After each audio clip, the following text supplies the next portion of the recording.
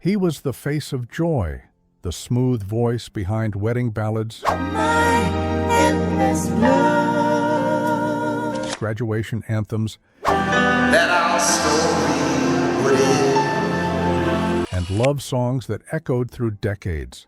There's only you in my life. But behind closed doors, Lionel Richie's life was imploding. His second divorce didn't just break his heart, it nearly emptied his bank account. $20 million gone, and that was just the start. His fans saw him smiling on stage, while his kids were quietly taking sides at home. A father, a legend, a man torn apart by the very love he once sang about. And when the dust settled, the cost wasn't just financial, it was personal. You're watching RetroWaves, where legends rise, fall, and leave behind the truth no one saw coming. Subscribe for more untold stories. Before he was Mr. Endless Love, he was just Lionel from Tuskegee. Born in Alabama in 1949, Lionel Richie grew up in a world that would shape both his music and his understanding of pain. Raised on gospel, jazz, and dignity, he was the kind of kid who seemed destined for something more. He studied economics, ran track, even flirted with priesthood, but music kept pulling him back. It wasn't long before Lionel found his voice and his tribe as part of a little group called the Commodores. By the early 1970s, they were opening for the Jackson 5, then dominating with hits like Easy. Seems to me, girl, you know I've done all I can. That's why I'm easy. And 3 Times a Lady. We've come to the end of our 3 times a lady. But while the world heard romance, Richie felt pressure. He became the creative engine, writing the ballads that broke hearts and sold records. And when he finally stepped out solo in the early 80s, everything exploded. His self-titled debut album went platinum. Then, Can't Slow Down became a global phenomenon, winning Album of the Year at the Grammys and selling over 20 million copies. All night long,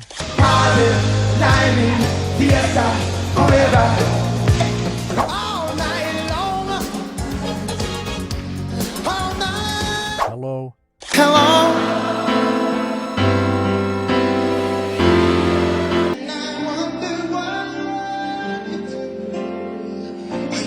Stuck on You. Yes, I'm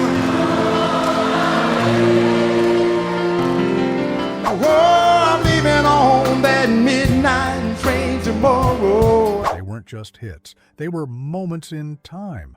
Lionel was everywhere. The Oscars, the Olympics, Live Aid. He co-wrote We Are the World with Michael Jackson.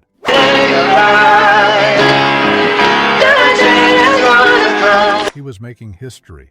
And yet, behind the perfectly pressed suits and soothing vocals, something was brewing. Fame was overwhelming, marriage was cracking, and the money, it was flowing fast. But not always smart. The world saw a smiling superstar. But Lionel Richie was about to learn that love, fame, and fortune don't always mix. The first blow came not on stage, but in a hotel hallway. In June 1988, Lionel Richie was involved in a domestic incident that made headlines for all the wrong reasons. His first wife, Brenda Harvey, had discovered him with another woman, Diane Alexander, and what followed was a public scandal. Police reports say Brenda entered the woman's apartment using a spare key, then allegedly assaulted both Lionel and Diane. She was arrested for spousal abuse, trespassing, and resisting arrest. It was a tabloid sensation, and for Lionel, it was just the beginning of a personal unraveling. He and Brenda had been college sweethearts, married for nearly 2 decades. They'd adopted Nicole Richie when she was just 3 years old, raising her as their own. But behind the polished family image, resentment and distance had built up. The marriage, by most accounts, had long been over emotionally. Now it was over legally. Lionel soon married Diane Alexander, the same woman at the center of the hotel scandal. And for a while, things seemed calm. They had 2 children together, Sophia and Miles, and lived a lavish, almost fantasy-like lifestyle. Private jets, designer clothes, multi-million-dollar mansions. But with great luxury came great spending. Court records from their eventual divorce would reveal just how extravagant things had become. Diane reportedly demanded over $300,000 a month in expenses, citing clothing allowances, spa treatments, plastic surgery, and more. Lionel pushed back, but the bills and the pain kept piling up. And then came the real heartbreak, his kids. Rumors swirled that tensions at home were affecting the children. Nicole Richie, now in her teens, started rebelling. By the early 2000s, she was in the tabloids for partying, drug use, and high-profile feuds. Some claimed Lionel's absence fueled the chaos.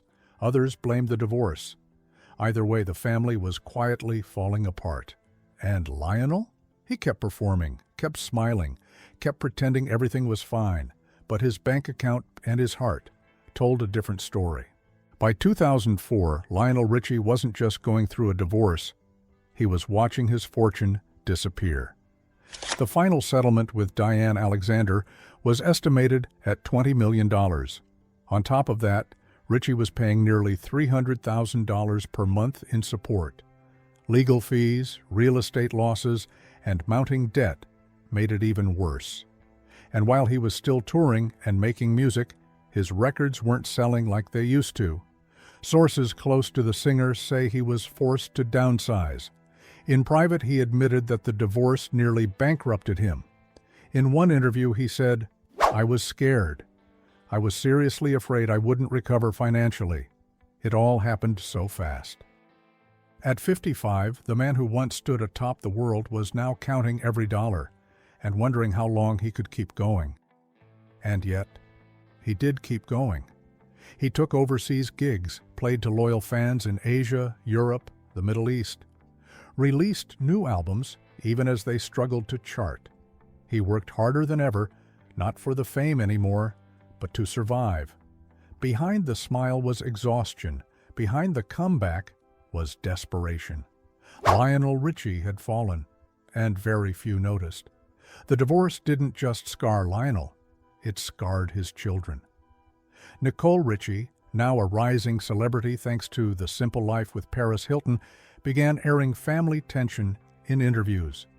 She spoke about feeling abandoned, misunderstood, and wildly off the rails. Lionel, now single again and overwhelmed, tried to parent from a distance.